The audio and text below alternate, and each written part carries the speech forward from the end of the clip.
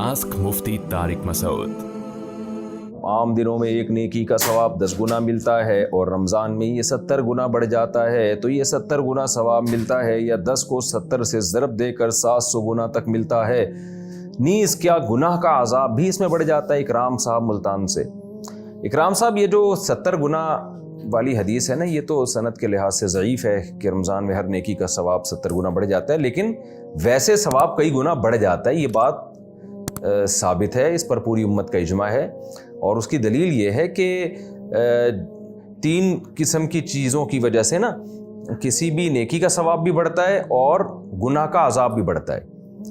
एक तो है कि कोई शख्सियत हो, एक आम आदमी एक गुनाह करता है, उसको एक गुनाह मिलेगा, लेकिन एक आलिम या कोई दीनदार या कोई मशहूर शख्सियत जो जिनको लोग फॉलो करते हो, उनके जुर्म की सज़ा ज़्यादा है। जैसे कुरान में आता है कि ए नबी की बीवियों, अगर तुम में से किसी ने कोई बुरा काम किया, युज़ाअफ़ लहल अज़ाबु ज़िअफ़ैन, तो अल्लाह उनको दुगना अज़ाब देगा, इसलिए कि वो नबी के ज़ौजात हैं। तो शख्सियत की वजह से भी नेकी का सवाब भी बढ़ता है, गुनाह का अज़ाब भी बनता है।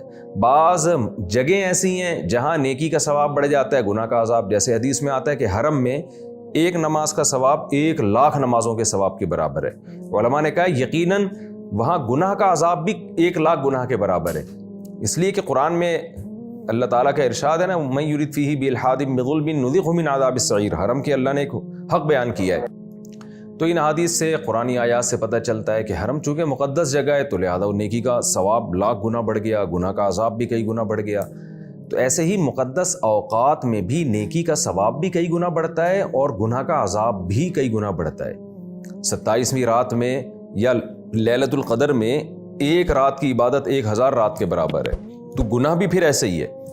तो इस पर पूरी उम्मत का इजमा है कि तमाम महीनों में सबसे मुक़द्दस तरीन महीना रमज़ान है।